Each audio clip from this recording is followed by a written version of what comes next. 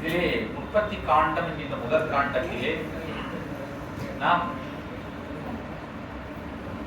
8வது படலமாக கூடிய வரைபுனை படலம் என்கின்ற படலத்தை சிந்தித்துக் கொண்டிருக்கிறோம்.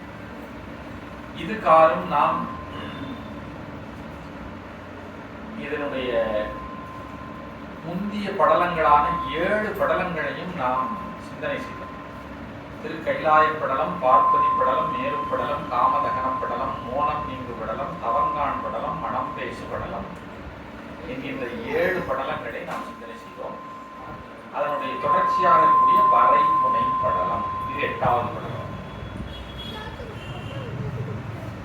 இது என்ன என்று சொன்னால், பார்வதி தேவியாருடைய திருமண நிகழ்வு நடக்கப் போகிறது. அதற்கு முன்னதாக அந்த இமயமலை அரசன் அந்த தன்னுடைய தேசத்தை எவ்வாறு அலங்காரம் செய்கின்றான் என்பது பற்றி தான் இந்த படலம் முழுமையாக, ஒரு படலமே அதற்காக பாடப்பட்டிருக்கிறது. தன்னுடைய நாட்டை எவ்வாறு அலங்காரம் செய்கின்றான் என்பதுதான் இந்த படம், வரைபுனை படலம் என்கின்ற படம். இந்த படலத்தில் நாம் இப்போ கடந்த வகுப்புல, கடந்த திருக்கூட்டத்திலே நாம் எதை சிந்தனை செய்தோம் என்று சொன்னால், இமயமலை அரசனாக இருக்கக்கூடிய இந்த இமயராஜன் தேவதச்சனை அழைத்து உலகங்களுக்கெல்லாம் தாயாக இருக்கக்கூடிய பார்வதி தேவியினுடைய திருமணம் நடைபெறப் போகிறது என்பதை தெரிவித்து அதற்கு ஏற்றபடி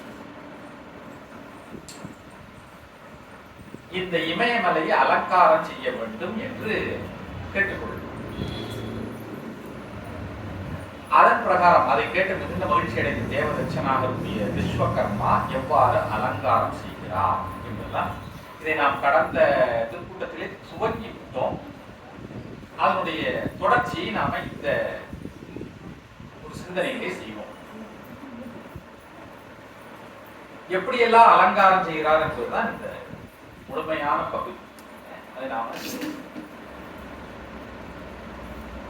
நீடுயர் தரு நிறை நிமிரும் கால்களாய் பாடுரு கழிகளாய் பரம்பும் பல்பனை மூதுர அதன்மிசை முகில்கள் எங்கன் பீடுரு பந்தர் போல் பிறங்கும் வற்றின்மே.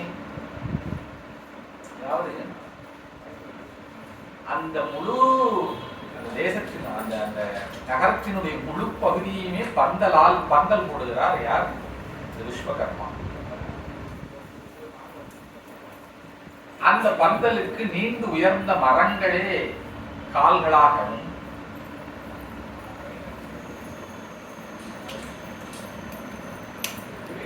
மரக்கிளைகள் மேல் மூடிய கூரையாக இருக்கக்கூடிய மேகக்கூட்டங்களே மூடக்கூடிய அளவுக்கு, தொடக்கூடிய அளவுக்கு அந்த மரங்கள் எல்லாம் உயரத்திலே வளர்ந்திருக்கின்றன. அப்படி எவ்விடத்தும் பறந்து இருக்கக்கூடிய அந்த மேகக்கூட்டங்கள் இருக்கக்கூடிய அளவுக்கு உயரத்திலே என்ன செய்கிறான்? சிறப்பு மிக்க பந்தல்களை எல்லாம் இந்த விஸ்வகர்மா அமைக்கிறார். இதுதான் இந்த முதல் செய்யுளிலே சொல்லுகிறார். இது எல்லாமே கொஞ்சம் எப்படின்னா வர்ணனை, இந்த ஒரு குறிப்பிட்ட படலமாகப்பட்டது வர்ணனையாக இருக்கும். அதுல சில வர்ணனைகளை நான் ரொம்ப வேகமாக கடந்து செல்வேன். சிலவற்றில் சிறிது நேரம் நாம் சிந்தனை கூடுதலான நேரம். மலை உரள் கோபுரம் மன்றம் சூடிகை நிலைகள் செய்யதோ நிழற்று மண்டபம் பலவுடன் நறுமலர் பந்தர் அன்னவை தொலைவரும் ஆவணம் தோறும் நல்கினான். இப்போ பந்தலை எல்லாம் எப்படி அமைத்தார் என்பதை நாம் முதல் அந்த செய்யுளை 6வது செய்யுளை. இந்த செய்யுளை என்ன செய்கிறார்? மலை உரள் கோபுரம், நிறைய கோபுரங்களை எல்லாம் அந்த தேவதச்சன் உருவாக்குகிறார். அது எப்படிப்பட்ட கோபுரம்? மலை போன்ற சிகரங்களை உடைய கோபுரம். மன்றம், நிறைய சபைகள். மன்றம் என்று சொன்னால் சபை, நிறைய பேர் கூடக்கூடிய இடம். சூழிகை,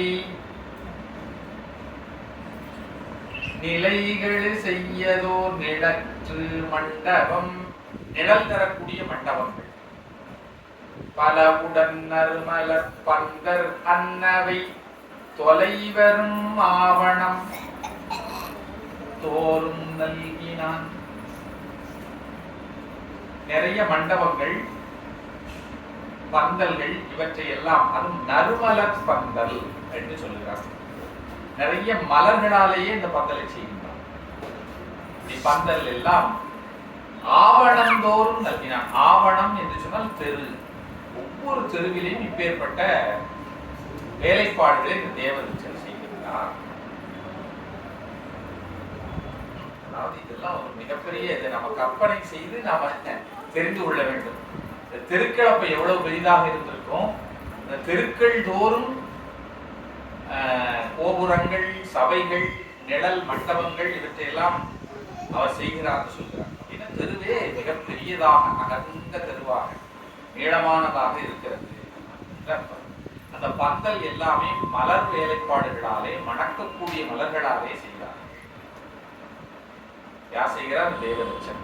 மீக்கமல் கதலிகை நெடிய கேதனம் மேற்குயர் காவணம் இசைத்தந்துள்ளிடை ஆக்குரு கம்பலம் மணி செய்தாயிடை தூக்கினன் கவரியும் சுடர்கொள் மாலையும்.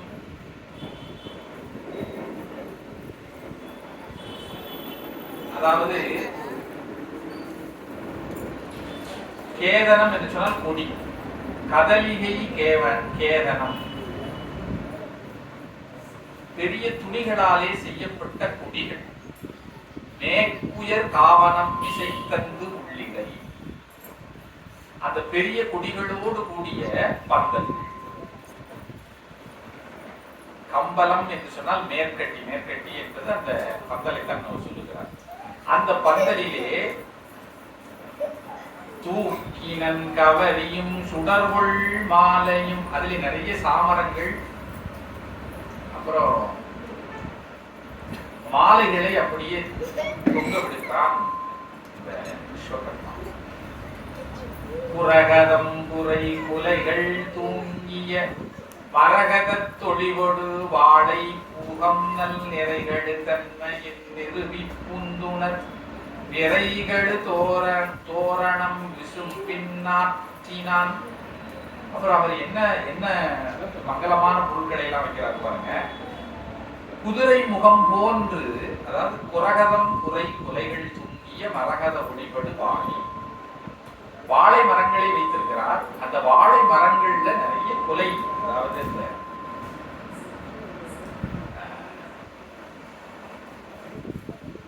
காய் முளைத்து வந்திருக்கிறது இல்லையா, அது எப்படி இருக்குன்னா குதிரை முகமோடு இருப்பது போல இருக்கிறது. அப்பேற்பட்ட வாழை, கொலை தள்ளிய வாழை, பூகம், பூகம் என்றால் பாட்டு.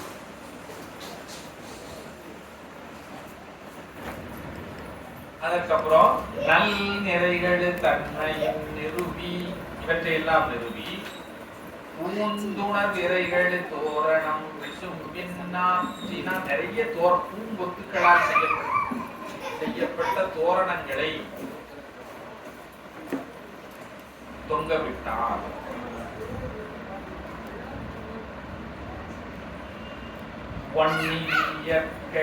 இயக்கவோன் உரையுள் ஆனதும்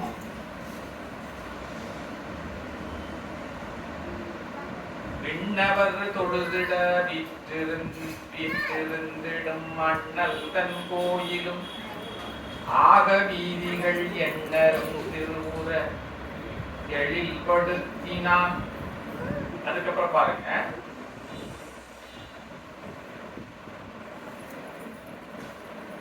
பொன்னிதி இயக்கவோன், நிதிபதியாக இருக்கக்கூடிய குபேரன் போன்றவர்கள்லாம் அந்த திருமணத்துக்கு வரப்போறாங்க. அவர்களுக்கு தங்குவதற்குரிய ஒரு உறைவிடத்தை உண்டு பண்ணுகிறார். விண்ணவர் தொழுதிட வீற்றிருந்திடும் அண்ணல் தன் கோயிலும், அமரர்களுக்கு அதிபதியாக இருக்கக்கூடிய இந்திரன் தங்குவதற்குரிய ஒரு கோயில். கோயில் என்று சொன்னால் அறை. அதாவது குபேரன் போன்ற செல்வந்தர்கள் வந்து தங்குவதற்குரிய மண்டபம், அவர்களுக்கெல்லாம் தலைவராகக்கூடிய இந்திரன் போன்றவர்கள் வந்து தங்குவதற்குரிய மண்டபம், இவற்றை எல்லாம் ஆக வீதிகள் எண்ணரும் திருவுர எழில்படுத்தினான். இப்படிப்பட்டவர்கள் வந்து தங்குவதற்கான உறைவிடங்களை உடைய தெருக்களை உருவாக்கி அழகுபடுத்துகின்றான் இந்த விஸ்வகர்மா என்கிற தேவன். ஒரு புறத்தினை இனி உமைக்கு நல்குவோன், இருபுறத்தினும் வரும் எண்ணில் தேவரும் கருபுறம் பொருள் எல்லாம் சாலைகள் திரிபுறச் செய்து அமைத்தனன். என்ன செய்கின்றார்? உமாதேவி தன்னுடைய இடப்பாகத்தை கொண்ட இறைவன் சுவாமி வரும் பொழுது அவருடைய இருபுறத்திலும் எண்ணில்லாத தேவர்கள் வருவார்கள். அப்படிப்பட்ட அந்த தேவர்கள் எல்லாம் என்ன செய்கிறார்கள்? வரும் பொழுது கையிலே நிறைய பொருளை எடுத்துக்கொண்டு வருகிறார்கள். திருமணத்திற்கு வரும் பொழுது அவர்கள் என்னென்ன விரும்பிய பொருட்களை கொடுக்க வேண்டும் என்று நினைக்கிறார்களோ அவற்றையெல்லாம் கையிலே எடுத்துக்கொண்டு வருகிறார்கள். அந்த பொருள்களை எல்லாம் வைப்பதற்காக சாலைகள் திரிபுற செய்து அமைத்தனர். என்ன செய்கிறார்? அவற்றை பத்திரமாக வைப்பதற்குரிய சாலைகள், அதாவது என்ன சொல்றது, அதற்குரிய அறைகளை எல்லாம் வேறு வேறாக அமைத்தார். அதாவது வெரைட்டியாக என்ன செய்கிறார்? அவர் செய்து கொடுக்கிறார். யார்? விஸ்வகர்மா. ஆயிரப்பத்தன அறையும் யோசனை போயதோர் அளவையில் குறிசை ஒன்றினை கோயிலின் ஒருகுடை குயிற்றி கோபுரம் வாயில்கள் நான்கினும் மரபின் நல்கினான்.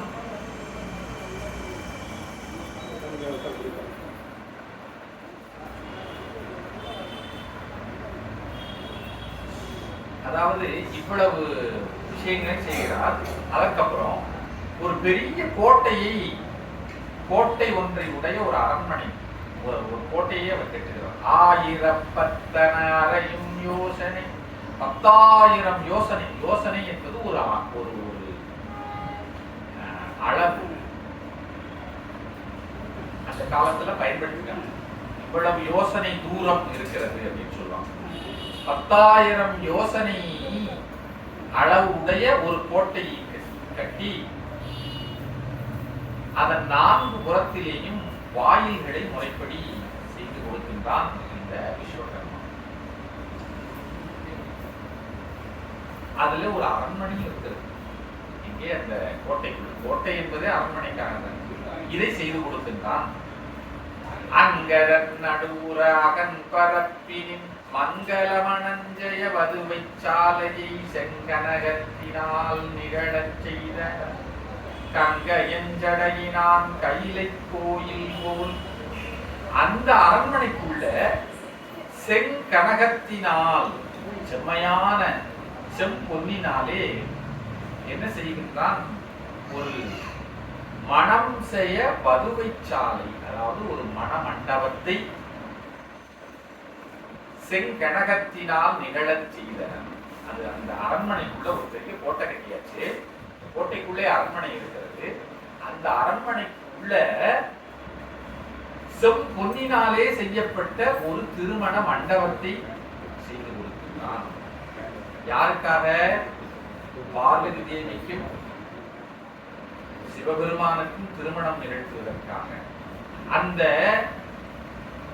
மண்டபம் கைலை கோயில் போல செய்தான் என்று சொல்லி இங்கே ஆஸ்து சொல்லி.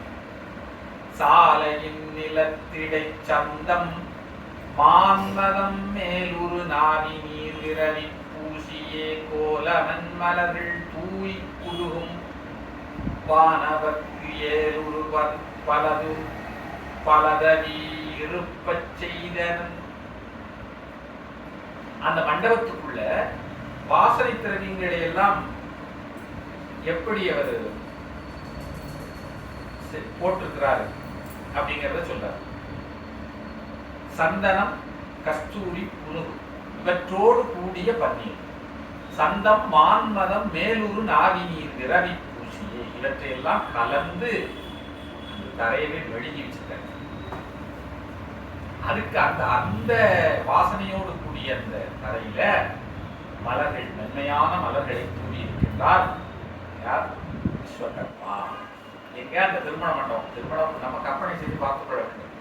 திருமண மண்டபம் பொன்னால் செய்யப்படுகிறது. அந்த பொன்னால் செய்யப்பட்ட திருமண மண்டபத்தினுடைய தரை, அதனுடைய ஃப்ளோரிங் இருக்கு இல்லையா, அதுல புனுகு, கஸ்தூரி, சந்தனம் இவற்றையெல்லாம் கலந்து அதை மெழுகி அதன் மேல் நல்ல வாசனையோடு கூடிய மெல்லிய மலர்களை தூவி ஏற்பாடு செய்திருக்கிறார். அதுக்கப்புறம் தேவர்கள் எல்லாம் வந்து அமர்வதற்காக தகுந்த ஆசனங்கள்னா சேர், இருக்கைகளையும் அங்கே செய்திருக்கிறார். வானவில் மணிமுகில் வனசமாமலர் நீல் நிறம் எரிதரு நெய்தல் சண்பகம் ஏனைய நிறங்களால் எண்ணில் வேதிகையானவை புரிந்தனன் அயனும் நாணவே.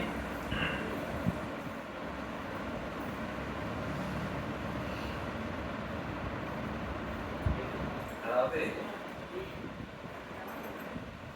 அந்த மேடைகள், அவர் செய்திருக்கக்கூடிய மேடைகள் எல்லாம் ஒவ்வொன்றும் ஒவ்வொரு நிறத்திலே இருப்பதாக இங்கே ஆசிரியர் வர்ணித்திருக்கிறார். என்னென்ன நிறங்கள்? வானவி, கருமேகம், மணிமுகி, வனச மாமலர், தாமரை மலர், அதுக்கப்புறம் நீல் நிறம், திரிதரு நெய்தல், சண்பகம், சண்பக நிறம், இவையெல்லாம் நிறங்களுக்காக தான் சொல்லியிருக்காரு. ஏனைய நிறங்களால் எண்ணில் வேதிகை, இது போன்ற பல நிறங்களினாலே, வேதிகை என்று சொன்னால் மேடை, அப்படி பல நிறங்களிலே மேடைகள் ஆனவை புரிந்தனன் அயனும் நாணவே. பிரம்மதேவரையே இது போல நம்மால் செய்து படைத்து விட முடியாது என்று நாணும்படியாக அந்த வேதிகைகளை விஸ்வகர்மா அமைத்தார் என்று சொல்லி இங்கே சொல்கிறார். கண்ணடி பூந்தொடை கவரி பகுருகின் மண்ணிய செழுமணி மாலை துங்குர பண்ணுரு வித்தனன் பரமன் பால்வரும் விண்ணவர் விழியலாம் இருந்து கொள்ளவே. அதுல நிறைய மங்களமான பொருட்களை எல்லாம் அங்கே காட்சிக்கு வைக்கிறார். அந்த திருமணத்தை காணுவதற்காக வரக்கூடிய விண்ணவர்கள் எல்லாம், தேவர்கள் எல்லாம் அவர்களுடைய விழியெல்லாம் விருந்து கொள்ள வேண்டும். அவங்க கண்களுக்கே அது வந்து ஒரு விருந்தாக அமைய வேண்டும் என்பதற்காக இந்த தேவ ரட்சனாக விஸ்வகர்மா என்னென்னலாம் செய்தார் பாருங்க. அந்த மண்டபத்திலே கண்ணாடி, பூந்தொடைன்னா பல வண்ண பூ மாலைகள், கவரி வெண்சாமரம், பல நிற துணிகள், அதுக்கப்புறம் மண்ணிய செடுமணி மாலை, மணிமாலை தூங்குற, மணிகளாலே செய்யப்பட்ட மாலைகள் தூங்குறன்னா தூங்குதல் என்று சொன்னா தொங்கிக் கொண்டிருக்கும்படியாக விண்ணவர் விழியலாம் விருந்து கொள்ளவே பண்ணுரு வித்தனர். இந்த திருமணத்தை காண வரக்கூடியவர்களுடைய கண்களெல்லாம் அந்த கண்களுடைய காட்சிக்கு விருந்தாக அமையும்படியாக செய்தார் விஸ்வகர்மா என்று சொல்லி அந்த அழகை வர்ணிக்கிறார். தேவரும் முனிவரும் திருவனார்களும் பாவையின் உயிருரு பண்பினாக்கியே மேவரு கவரிதான் வீணை ஏந்தியே ஏவலது தொழில் முறை இயற்ற நல்கினான். இன்னும் ஒரு முக்கியமான ஒரு விஷயத்தை சொல்லுகிறார். அங்கே அந்த திருமண மண்டபத்திலே சில அழகான பொம்மைகளை வந்து விஸ்வகர்மா உற்பத்தி பண்ணி வைத்திருக்கிறார். அந்த பொம்மைகள்லாம் எப்படி இருக்கு? தேவரும் முனிவரும் திருவனார்களும், தேவர்கள் முனிவர்கள், திருவை ஒத்த பெண்கள், திரு என்று சொன்னால் லக்ஷ்மி தேவி, லக்ஷ்மி தேவியை ஒத்த பெண்கள், இவர்களை போன்ற வடிவங்களிலே பாவையின் உயிருரு பண்பின் நாக்கியே பொம்மைகளை செய்கின்றார் விஸ்வகர்மா. ஆனால் அந்த பொம்மைகள்னா அந்த பொம்மை அசையாத பொம்மையாக இருக்காது. உயிருரு பண்பினாக்கியே உயிர் இருப்பது போன்ற செயல்பாடுகளோடு கூடிய பொம்மை. நம்ம சொல்றோம் இல்லையா, இன்னைக்கு ரொபாட்டிக்ஸ்ல ரொபாட் மாதிரி அந்த பொம்மைகள் பார்ப்பதற்கு அப்படியே தத்துருவமாக உயிருள்ள ஒரு முனிவரை போலவும் ஒரு தேவரை போலவும் திருமகளை ஒத்த ஒரு பெண்ணை போலவும் இருக்கும்படியாக செய்து நேவரு கவரிதார் அந்த பாவைகள் எல்லாம் என்ன செய்கின்றன? கையிலே சாமரங்களை வைத்து வீசுகின்றன. அதுக்கப்புறம் வீணையை ஏந்தி வாசிப்பது போன்ற பாவைகள் அவற்றை எல்லாம் செய்து ஏவலர் தொழில் முறை நல்கினான். அதை ஏவியவர்கள் என்ன செய்ய வேண்டும் என்று ஏவுகிறார்களோ அதுபடி அதுபோல செய்யும்படியாக அந்த உண்மைகளை எல்லாம் உருவாக்கி கொடுத்தார் என்று சொல்லுகிறார். பாருங்க, இதெல்லாம் இந்த செய்திகள்லாம் நமக்கு ஆச்சரியமா இருக்கு.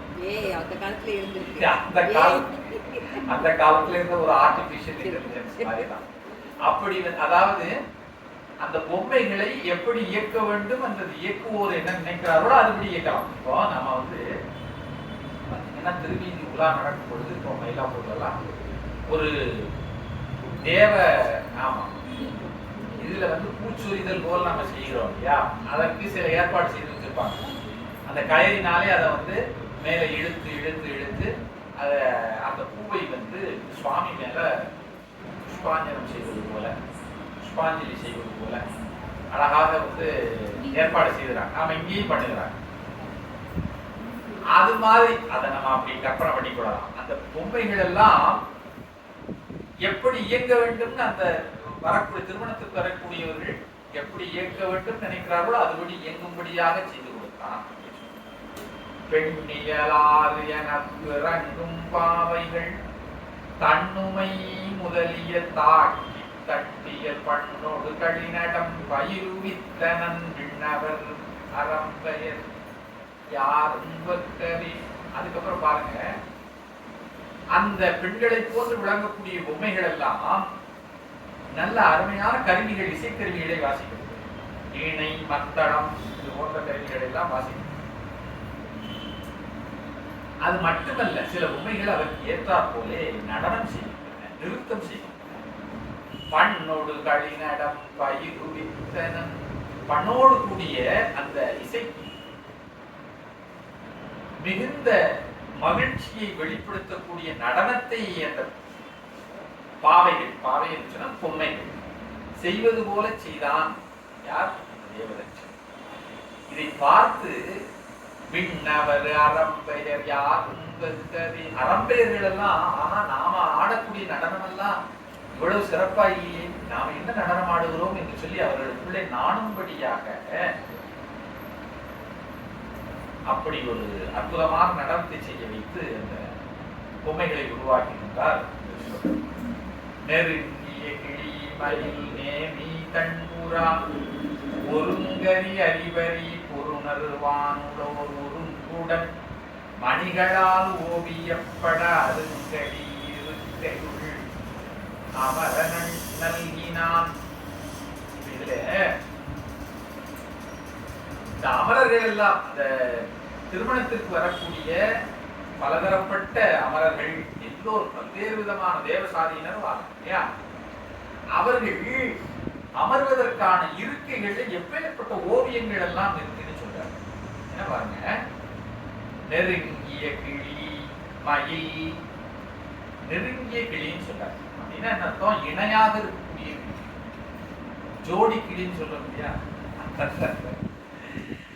அதுக்கப்புறம் மல்லி, அதை கிளிக்கும் எடுத்துக்கூடலாம், மயிலுக்கும் எடுத்துக்கூடலாம். ஜோடியாக இருக்கக்கூடிய கிளி அதை அந்த இருக்கையிலே வரைகிறாங்க. அந்த அந்த ஆசனத்துல ஒரு பகுதியில எப்படிப்பட்ட ஓவியம் இருக்கிறது, மயிலோடு கூடிய ஓவியம். நேமி, சக்கரவாக பறவை, தன் புறா புறா, அதுக்கப்புறம் பொருங்கரி, பொருங்கரினா யுத்தம் செய்யக்கூடிய யானை. பொருதல் என்று சொன்னால் யுத்தம் செய்தல். கரினா யானை. யுத்தம் செய்யக்கூடிய யானை வந்து சில ஆசனங்கள்ல வரைக்கிறாங்க.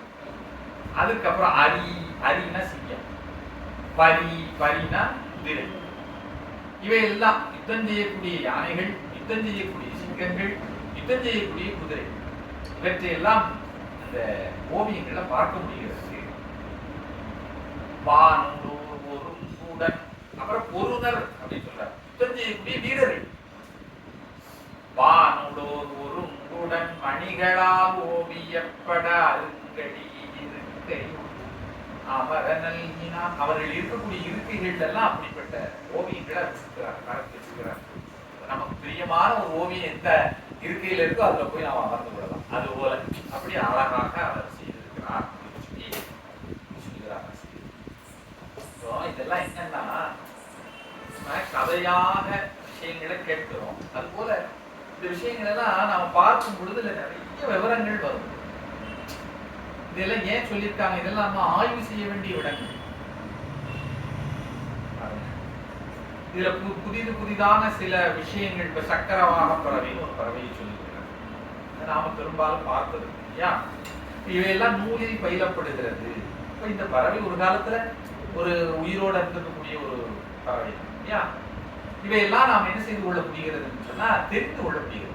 இந்த மாதிரியான பகுதிகளில் நம்ம படிக்கும் பொழுதுதான் தெரியும். உரைத நிலை இணையால் உயிற்றும் சாலையுள் நிறைதரும் இந்திர நீலத்தால் ஒரு திரள் அரியணையினை சிறப்பில் செய்தன இறைவனும் இறைவியும் இனிது நேரவே. என்னன்னா திருவிழாவை காணுவதற்காக, திருமணத்தை காணுவதற்காக வரக்கூடியவர்களுக்கே சிறப்பான ஆசனங்களை எல்லாம் செய்திருக்கிறார். அப்போ அதனுடைய நாயகனும் நாயகனுமாக இருக்கக்கூடிய உமாதேவியாருக்கும் சிவபெருமானுக்கும் ஒரு அற்புதமான ஒரு ஆசனம், சிம்மாசனத்தை ஏற்பாடு செய்கிறார். அது எப்படின்னா சொல்லியிருக்கிறார், ஒளி தரக்கூடிய இந்திர நீல கற்களால் அந்த சிங்காதனத்தை உருவாக்குகிறார். இந்திர நீல கற்கள் அது வந்து எனக்கு தெரிந்து நம்ம பூலோகத்தில் கிடைக்காதுன்னு. நீலக்கல் அப்படின்னு ஒரு கல் வந்து நாம இங்க நவமணிகள்ல ஒன்றாக சொல்லப்படுகிறது. இதை இந்திர நீலக்கல் அப்படின்னு சொல்றாரு. நிறைதரும் இந்திர நீலத்தால் ஒரு திரள் அரியணைனா சிம்மாசனம், அரி என்றால் சிம்மம், அணை என்று சொன்னால் ஆசனம். சிம்மாசனம் என்பது சமஸ்கிருதம், தமிழ்ல அரியணை. அப்படி இந்திர நீல கற்களாலே உருவாக்கப்பட்ட ஒரு திரள் அரியணை, வலிமையான சிம்மாசனம். அந்த ஆசனத்தை சிறப்பில் செய்த மிகச் சிறப்பாக யூனிக்கா இருக்கிறவங்க, அது போன்ற ஒரு அந்த ஆசனத்தை எங்கும் பார்க்க முடியாது. அப்பேற்பட்ட ஒரு சிறப்பு பொருந்திய ஆசனம் இந்திர நீல கற்களாலே உருவாக்கப்பட்ட ஆசனம் அப்படின்னு சொல்லி சொல்லுகிறாங்க. இப்போ இந்த மாதிரி பார்க்கும் பொழுதுதான் அப்ப அந்த ஆசனம் எப்படி இருக்குன்னு நம்மளால கற்பனை செய்ய முடியாத அளவுக்கு. இப்போ வைரத்தாலேயே பதிக்கப்பட்ட ஒரு தோடு நீங்க போய் நம்ம கடையில வாங்க முடியுமா? 5 லட்சம் ரூபாய். அப்ப வைரம் பதிக்கப்பட்ட ஒரு ஆசனம், ஒரு சேர், அப்ப அது எவ்வளவு? அதாவது நம்முடைய அறிவிற்கு இப்படி பகுத்தாய்ந்தால்தான் அது எப்பேற்பட்ட உயர்ந்த பொருள் என்பதை சிறிதாவது விளங்கி கொள்ள முடியும். இந்திர நீல கற்களாலே உருவாக்கப்பட்ட திரள் அரியணை. இந்திர நீல கற்களுடைய விலை என்னன்னு நம்மால சொல்லவே முடியாது, ஏன்னா அது இங்கு கிடைக்கவே இல்லை. வைரத்திலேயே பல விதமான கிரேட்ஸ் இருக்கு இல்லையா, பல விதமான வகைகள் இருக்கிறது. அதனுடைய தரத்திற்கு தகுந்தவாறு அதனுடைய விலை நிர்ணயிக்கப்படுகிறது. இதான் நம்ம பார்க்கிறோம். கற்கள்லையுமே அப்படித்தான். இப்ப இந்திர நீலக்கல் வந்து அப்ப எவ்வளவோ ரொம்ப வசதியான ஒரு விலை மதிப்பில்லாத ஒரு கல். அந்த கல்லினாலே செய்யப்பட்ட அரியணை, மிக சிறப்பான ஒரு அரியணையை செய்து யாருக்கு? இறைவனும் இறைவியும் இனிது மேலவே. சகல உலகங்களுக்கும் தலைவனாக இருக்கக்கூடிய சிவபெருமானும் தலைவியாக இருக்கக்கூடிய மாதேவியாரும் பார்வதி தேவியாரும் அங்கே அமர்வதற்காக ஒரு அற்புதமான ஆசனத்தை அமைத்து வைத்தான். அதற்கப்புறம் குண்டமும் வேதிகை வகையும் ஓதில் சீர் மண்டலம் ஆனதும் பகுத்து வேள்விசை பண்டமதானதும் படுத்தி பண்ணவர் எண்டொகை மங்களம் இருத்தினானரும். இவ்வளவு செய்ததுக்கு அப்புறம் பாருங்க, குண்டமும் வேதிகை வகையும் வேள்விகளை செய்வதற்குரிய குண்டங்களை எல்லாம் செய்து வைத்திருக்கிறார். அதற்குரிய மேடை, அந்த மேடையிலே அமர்ந்து செய்வதற்கு, அந்த வேள்வியை செய்வதற்குரிய வேள்வி குண்டங்கள், குண்ட மண்டலங்கள் சொல்வார்கள், அவற்றை எல்லாம் செய்து கோவில் சீர் மண்டலம், அத குண்ட மண்டலம் இது பொதுவா சொல்லுவாங்க. எனக்கு அதனுடைய பிரிவுகள் எல்லாம் தெரியாது. நீங்க நம்ம ஒரு வேள்வி செய்வதற்கு உபாபிஷேக நேரங்கள்ல யாக பூஜைகள் நடக்கும். பார்த்தீங்கன்னா அதுல யாக குண்டங்கள் எல்லாம் ஒவ்வொன்றும் ஒவ்வொரு வடிவிலே செய்து வைத்திருப்பார்கள். அதற்கு பல்வேறு விதமான காரணங்கள் இருக்கு. அது போன்ற அந்த யாக குண்டங்களை வடிவமைத்து அந்த யாகங்களை செய்வதற்குரிய மேடைகளையும் வடிவமைத்து மண்டலம் ஆனதும் வகுத்து வேள்விசை பண்டமதானதும் படுத்தி. அது மட்டுமல்ல, அந்த வேள்வியிலே பயன்படுத்துவதற்குரிய பண்டங்களையும் அங்கே ஒன்று திரட்டி வைத்திருக்கிறார். வேள்வியில நிறைய ஆகுதிகள், நிறைய உள்ள இதுகளை போடுறாங்க இல்லையா, அதுக்குரிய எல்லா பொருட்களும் அங்கே ஒருமித்திருக்கிறது. சமைத்துக்கள் அவற்றையெல்லாம் பண்டமதானதும் படுத்தி பண்ணவர் எண்டொகை மங்களம் இருத்தினானரோ. தேவர்களை வரவேற்பதற்குரிய 8 வகையான மங்கள பொருட்களையும் அங்கே வைத்திருக்கிறார். யார்? விஸ்வகர்மன். அஷ்டமங்கல பொருள் அப்படின்னு சொல்லி சொல்லுகிறார்கள். இந்த 8 வகையான மங்கள பொருளையும் கண்ணாடி, சாமரம், நிறைகுணம், தோட்டி, முரசு, விளக்கு, கொடி, பிணை, கயல் அப்படின்னு உரையாசிரியர் சொல்லியிருக்கிறார்கள். இதுல பெரும்பாலும் நம்ம கண்ணாடி ஒரு மங்கள பொருள், விளக்கு ஒரு மங்கள பொருள், நிறைகுடம் மங்கள பொருள், இதெல்லாம் நாம நம்முடைய வீடுகளில் பயன்படுத்துகிறோம். அந்த மங்கள பொருள்களை எல்லாம் அங்கே வைத்திருக்கிறார். அப்புறம் பாருங்க, கண்டரு கதிர்மதி காந்தம் காஞ்சனம் ஒண்டுயிர் நித்திலம் ஒளிரு வச்சிரம் முண்டகவையில் மணி முதல் வெறுக்கையால் மண்டபம் எட்டின மருங்கின் நல்கினான். அதாவது மண்டபம் செய்திருக்கிறார், நிறைய மண்டபங்கள். அந்த மண்டபங்கள்லாம் என்ன மண்டபங்கள்னா மணிமண்டபங்கள். மணிமண்டபம்னா இப்ப நாம கான்கிரீட்ல மண்டபம் செய்து இல்ல இந்த மாதிரி ஒரு ஷீட்டு போட்டு மண்டபம் செய்து மணிமண்டபம் பேர் மட்டும் வச்சுக்கணும் இல்லையா. ஆனா மணிமண்டபம்னா அதனுடைய கூரை மணிகளாலே செய்யப்பட்டதுதான். என்னென்ன மணின்னு ஒரு லிஸ்ட் போட்டிருக்கிறார்.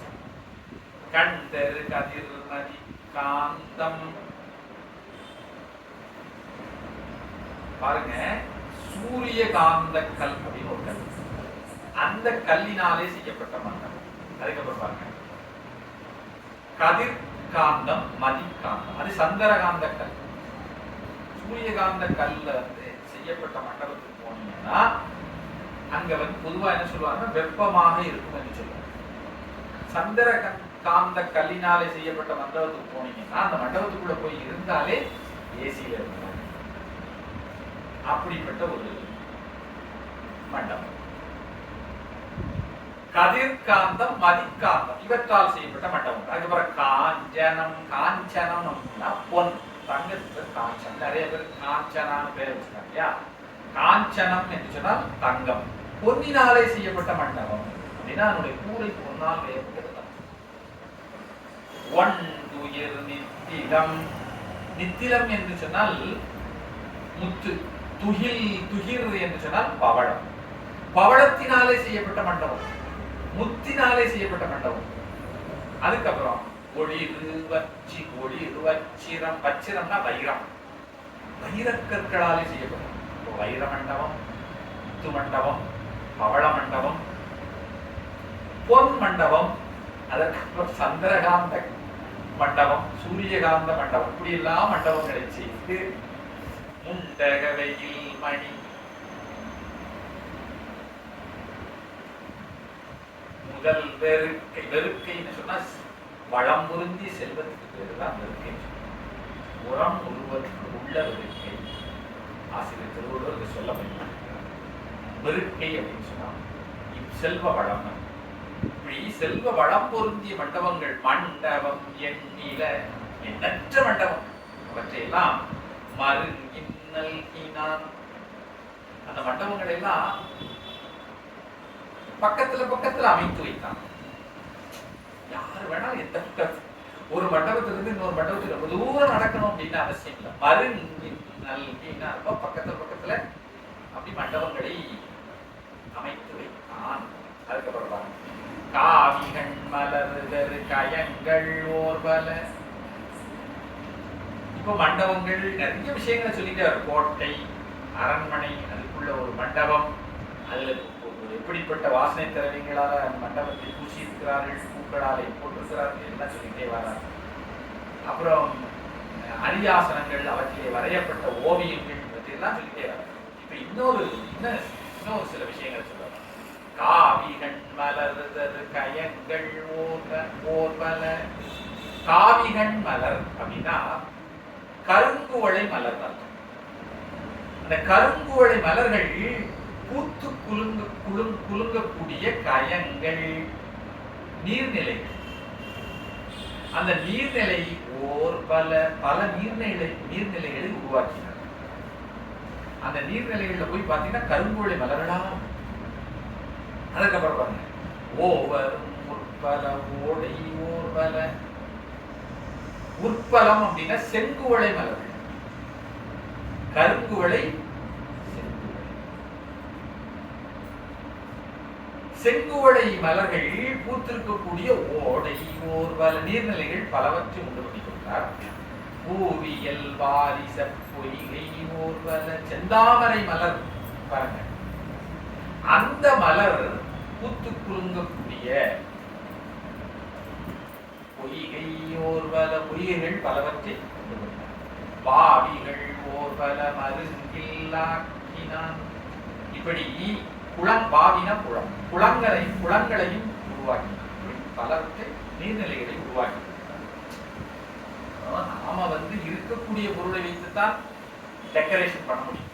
பூலோகத்தில் வாழக்கூடிய மனிதர்களுக்கு ஒரு இடத்துல ஒரு நீர்நிலை இருக்கு, அதுக்கு பக்கத்துல நாம திருமணம் செய்யறோம். அந்த நீர்நிலையில ஏதாவது அலங்காரம் செய்யலாம்.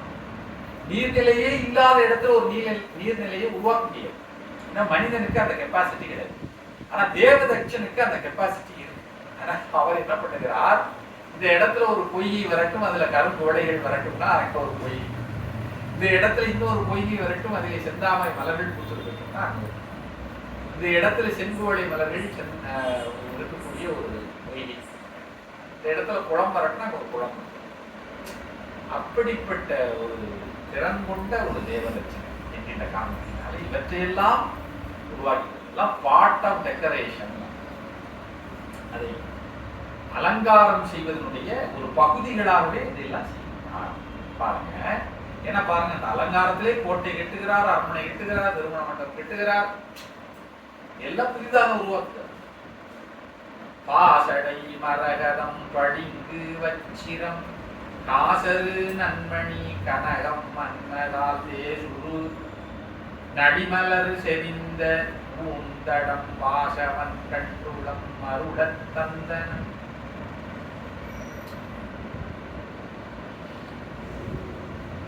அதாவது மறுபடியும் நீர்நிலைகளை உருவாக்கி கொடுக்கிறார். அதுல எப்படிப்பட்ட என்ன சொல்லுகிறது, அதிலே எவையெல்லாம் இருக்கின்றன சொல்லுறது. பாசடை மரகதம், மரகதக்கல், பளிங்கு வச்சிரம், பளிங்கு போன்ற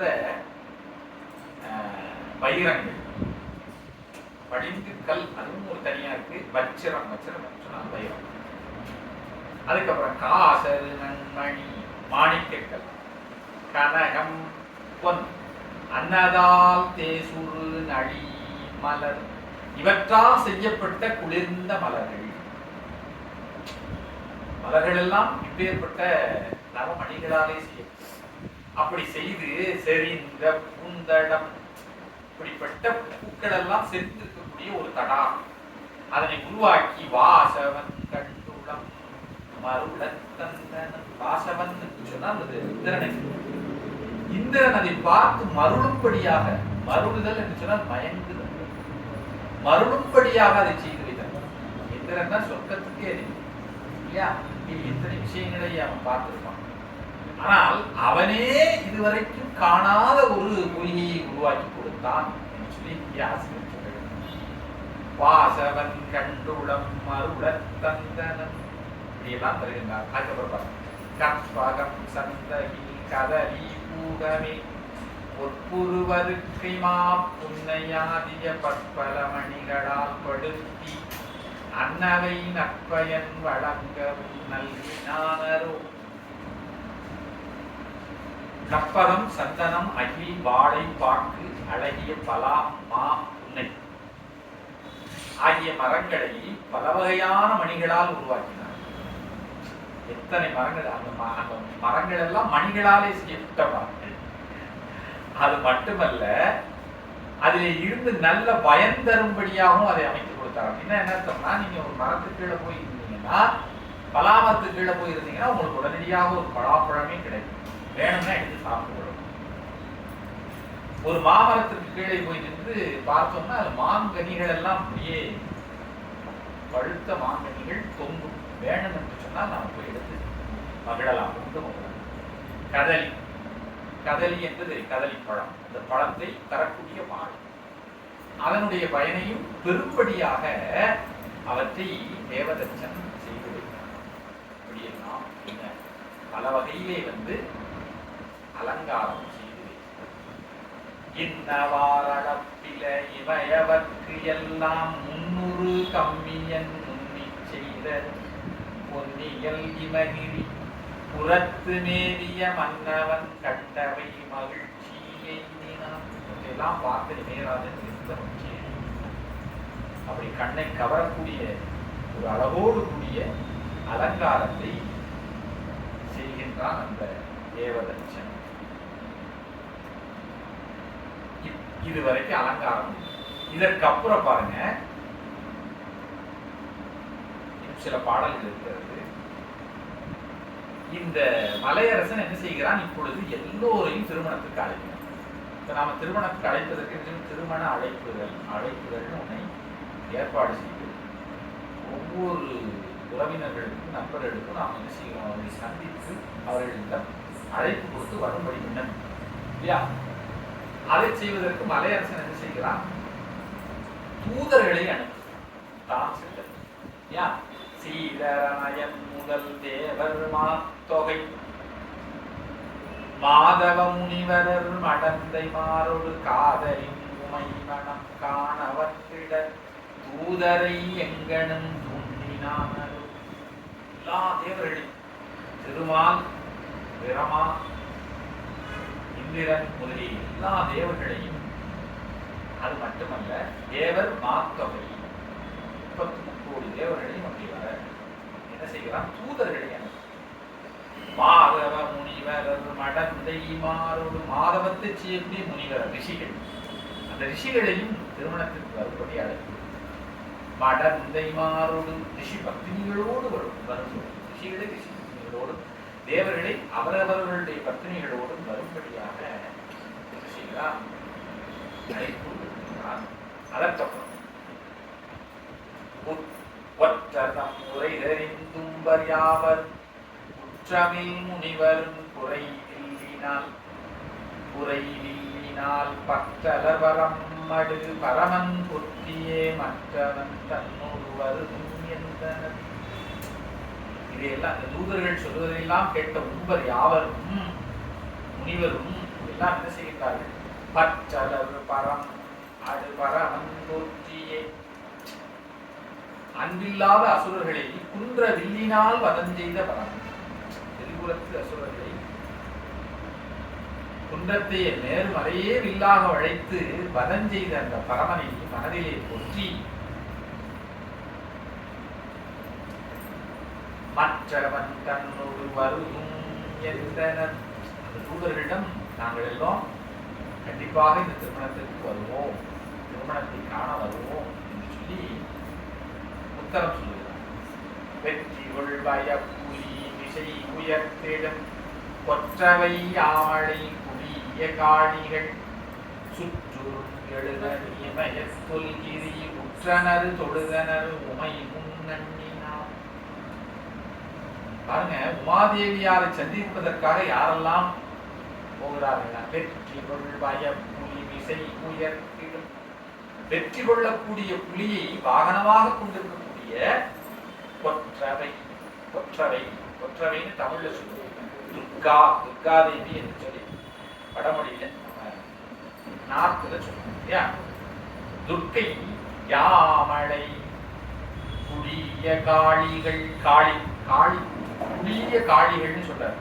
காளிகளின் கூட்டம் அப்படின்னா அதுக்கு அர்த்தம். துர்க்கை, யாமழை, காளி இவர்கள் எல்லாம் சுற்றுறும் 7 நதி. அது மட்டுமல்ல, 7 நதி. 7 நதிகளுடைய அதிதேவதை. கங்கை, யமுனை, சரஸ்வதி, நர்மதை, காவேரி, சிந்து, கோதாவரி. இந்த 7 நதிகளும் 7 பெண்கள். இந்த 7 நதிகளும் இமய தொல்கிரி உற்றனர், இமயமலையை சென்று சேர்ந்து தொழுதனர் உமை முன் நன்னினர். உமாதேவியார் பாததேவியார் சந்தித்து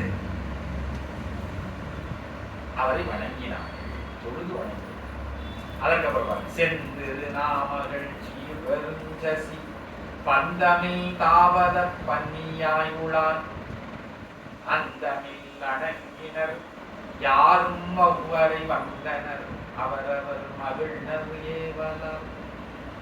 இன்னும் நிறைய மகளிர் யாரும் வர சொல்றாங்க. சென்று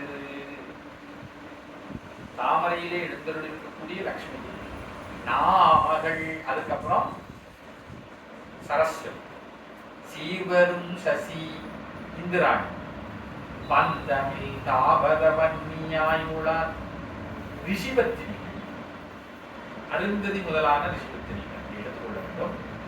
அந்தமில் அடங்கினர் எண்ணற்ற தேவமகள் யாரும் அவ்வரையை வந்தனர். அவ்வரை என்று சொன்னால் அந்த இமயமலையை வந்து அடைந்தார்கள். அவரவர் மகிழ்னர் ஏவலால். யாருடைய ஏவலால் வருகிறார்கள்? அவரவர்களுடைய கணவன்மாருடைய ஏவலால் அங்கே வந்து பங்கயம் செய்தரு பாவையே முதல் நங்கையர் யாவரும் நற்றவத்தினால் அங்கம் நொந்து உரைதரும் அம்மை தாழ் தொழா மங்கள வதுவையின் வனப்பு செய்தனர். இவர்களெல்லாம் அன்னையை சென்று சந்திக்கின்றார். இதுல நற்றவத்தினால் என்கின்ற வார்த்தை 2 பக்கமும் பொருள் கொள்ளும்படியாக ஆசிரியர் பாடியிருக்கிறார்.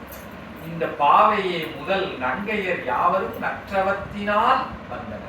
தாங்கள் செய்த நல்ல தவத்தினாலே இந்த திருமணத்திற்கு வந்தார்கள், அன்னையை சந்தித்தார். அது ஒரு பொருள். அதுக்கப்புறம் நற்றவத்தினால் அங்கம் நொந்து உரை தரும் அம்மை. நிறைய தவம் செய்து தன்னுடைய உடல் குறைந்து இருக்கக்கூடிய அன்னையை கண்டு தொழுது தாழ் தொழு தாழ் அவருடைய குடிகளை வணங்கி மங்கள வதுவையின் வனப்பு செய்தனர். மங்கள வதுவை, வதுவை என்று சொன்னால் திருமணம். அந்த திருமணத்தை செய்யக்கூடிய மணப்பெண் மங்கள வதுவை என்பது அந்த மணப்பெண்.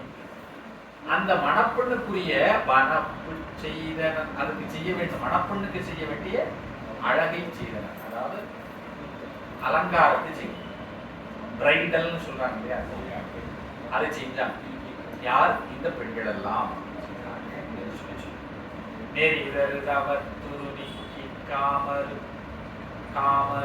உரையுளராகிய உமைதன் நெய்யினை குறைதவர் நிலைமையில் போலன் செய்தனர் இறைவனை வழிபடும் இயல்பினார் என. அதாவது அம்பிகையினுடைய தவ வேடத்தை நீக்கி என்ன செய்கிறார்கள்? அலங்காரம் செய்கிறார்கள். நெறிதரு தவத்துரு நீக்கி தவ உருவத்தை நீக்கினார்கள். தவ உருவம் என்னன்னு வீட்டையெல்லாம் சொல்லலை. அதை நீக்கி காமருக்கு உரையுளதாகிய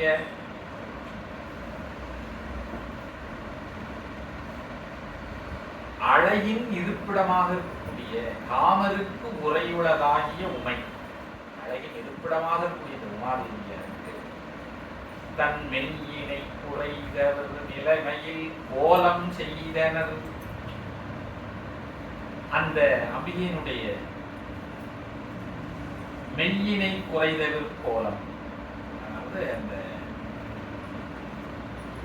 இவ்வளவு காலம் தவம் செய்து உடல்ல இருக்கக்கூடிய ஒரு நோவு இல்லையா, அதை நீக்கும்படியாக அவர்கள் அழகு செய்தார்.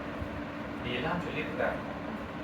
குறைதவர் நிலைமையில் கோலம் செய்தனர் இறைவனை வழிபடும் இயல்பினான் என. அப்படி கோலம் செய்யும் பொழுது அவர்கள் எப்படி செய்தார்கள் சொன்னால், இறைவனை வழிபடும் இயல்பினார். ஒரு சிவ பூஜையை செய்யக்கூடிய அந்த அடியவர் எவ்வளவு பக்குவத்தோடு அந்த சிவ பூஜையை செய்வார்கள், அதுபோல அன்னையை இவர்கள் அலங்காரம் செய்தார்கள் என்று சொல்லி இங்கே ஆசிரியர் குறிப்பிடுகிறார். அவ்வளவு மென்மையாக அதை செய்தார்.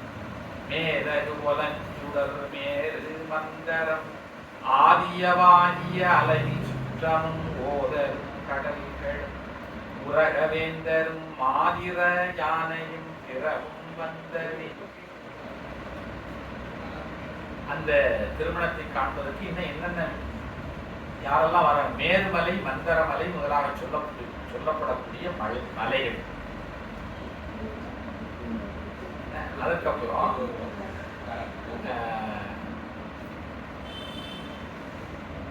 ஓதரும் கடல்கள், கடல்கள் வருகின்றன. என்ன சொன்னா அந்த கடலுடைய அதிதேவதையில் வருகிறது. அதுக்கப்புறம் உரகவேந்தர், உரகம்னா பாம்பரசர்கள் வருகிறார். அதுக்கப்புறம் மாதிர யானைகள், 8 திசைகளிலும் இருந்து யானைகள் வருகின்றன சொல்லியிருக்கிறார். 8 திசை யானைகள் வந்தன. இதையெல்லாம் அந்த திருமணத்தை காண வேண்டும் என்பதற்காக இமயம் அழைக்கிறோம். ஆக 1 மணி நேரத்தை நாம தொட்டுவிட்டோம். உங்களுடைய சிந்தனை நாம் நிறைவு செய்ய வேண்டிய நேரம். அதற்கப்புறம் இதோடு இந்த படலம் நிறைவில் இருக்கிறது. மலையரசன் என்ன செய்கின்றான்? இமய பர்வதராஜன் சிவபெருமானை அழைப்பதற்காக தான் நேரை சென்றான். சென்று ஈங்கிரு காலை தன்னில் இமகிரி புறக்கும் மன்னன் பாங்குரு தமர்களோடும் பறிகொடும் சென்று வெள்ளி ஒங்கலில் நன்றி உயிரான அண்ணல் உங்கடல் வணங்கி நின்றாங்கு என புகழல் முற்றான். அங்கு போய் நேர நந்தியம்பெருமானுடைய அனுமதி பெற்று சுவாமியை நேரடியாக அவருடைய சந்நிதியை சென்று சந்தித்து சொல்லியிருந்தார். என்ன சொல்லியிருந்தார்? ஆதியின் உலகம் எல்லாம் அழித்திடும் மன்னை தன்னை காதலின் கருவை செய்ய கருதினை கடித நூலோடு பங்குனியின் திங்கள் உத்தரம் என்றே யாகும் இது நம் ஊக்கம் என்றாய் இமயமேல் வருதி என்றான். சுவாமி தேவரின் இந்த உலகங்களை எல்லாம் அழித்த எனது அன்னையாக இருக்கக்கூடிய, பாருங்க, என்னுடைய மகளாக இருக்கக்கூடிய சொல்லல, அந்த அன்னையை காதலின் வருவை செய்ய கருதினை சுவாமி விருப்பத்தோடு திருமணம் செய்ய வேண்டும் என்று திருவுளம் பற்றினேன். அதனால் உங்களை அழைக்க கணித நூலோர் ஓது. கணித நூல் வல்லோர், கணித நூல் என்பது இந்த இடத்துல பஞ்சாபம் வான சாஸ்திரம் தானே, அதுல ஒரு கணக்கு தான் வந்திருக்கு. அதற்கு கணித நூல் வல்லோர் ஓது பங்குனியின் திங்கள் உத்திரம் என்றே. இன்றைக்குதான் பங்குனி மாதத்து உத்திர நட்சத்திரம், ஒரு மிகச் சிறப்பான நாள் என்று சொல்லி இந்த ஜோதிட வல்லுநர்கள் எல்லாம் சொல்லியிருக்கிறாங்க. அதனால் சுவாமி இது நன்முகூர்த்தம் என்றார். இதுதான் நல்ல முகூர்த்தம். எனது தந்தையே தேவரீர் வந்து என்ன செய்ய வேண்டும்? இமயமேல் வருதி, இமயமலையில் மேல் எழுந்தருள வேண்டும் என்று சொல்லி கேட்கிறார். அல்லுரல் கண்ட தந்தை அரசனை நோக்கி இன்னே எல்லையில் கணங்கள் சூழ இமயமேல் வருதும். சுவாமி என்ன சொல்லுகிறார்? எல்லையில்லாத கணங்கள் எல்லாம் அழைத்துக் கொண்டு நான் என்ன செய்ய சூழ இமயமேல் வரும், இமயமலை மீது நாம் வருவோம் என்று சொல்லி முன்னம் செல்லுதி, நீ எனக்கு முன்னால் செல்லுவாயாக என்றோடும் திருவடி வணங்கி போற்றி வல்லையும் நின்று பொய்த்தன் வடநகர் இருக்கை உட்கான். சுவாமி சொன்ன உடனே சரி சுவாமின்னு சொல்லிட்டு வேகமாக வந்து தன்னுடைய நகரத்திலே சேர்ந்தான் இமயராஜன் என்று சொல்லி இந்த வரைமுனை படலத்தை நிறைவு செய்கின்றார் ஆசிரியர். சரியா? இதற்கு அடுத்த படலம் கணங்கள் செல் படலம், அதற்கு அடுத்த படலம் திருமண படலம். ஆக இந்த கணங்கள் செல் படலம் முடிந்தால் அடுத்தால திருமண படலம் தான். நமக்கு வந்து தை மாதம் பூச நட்சத்திரம் பிப்ரவரி மாதம் 4ஆம் தேதி நம்ம வருது. அந்த அது ஞாயிற்றுக்கிழமையாக வருகிறது தான் நினைக்கிறேன், சனிக்கிழமையாக அந்த நாளிலே நாம அதை ஏற்ற மாதிரி நம்ம ஒரு 6ஆம் தேதி கும்பாபிஷேகம் யாகசாலையில். ஆமா ஆமா ஆமா. சரி சரி சரி யாகசாலையில போகும். ஓ, இது வந்து என்ன தேதியில வந்து நான் கரெக்டா பார்த்து சொல்றேன். 1ஆம் தேதியா 2ஆம் தேதியான்னு தெரியல. 1ஆம் தேதியில இருந்து இங்க பூஜை ஆரம்பிச்சுருவாங்க. நாம என்ன செய்யலாம் சொன்னா அதற்கு முன்னாலே செய்திருக்கோம். ஜனவரியிலே நாம வந்து அதற்காக நம்ம இது பண்ண வேண்டாம். தை மாதம் பூசம் தான் வரணும்னு இல்லை. நான் அதை பார்த்து வேணா சொல்றேன். முன்னாடியே நாம செய்வோம். முன்னாடியே நம்ம செய்வோம். அன்னைக்கு அதாவது ஒரு சாஸ்திரம் அவ்வளவுதான். அன்னைக்கு வந்து நாம ஒரு சிறிய அளவுல ஒரு நைவேத்தியம் போட்டு சுவாமிக்கு அதை நைவேத்தியம் பண்ணிட்டு சிறப்பான முறையில் நம்ம அதை சிந்தனை செய்து கொள்ளலாம். கூறிக்கொண்டு இதுக்காக பொறுமையாக எடுத்துக்கொண்டிருந்த பெரியவர்களோட நன்றியினை தெரிவித்துக் கொண்டு எனக்கு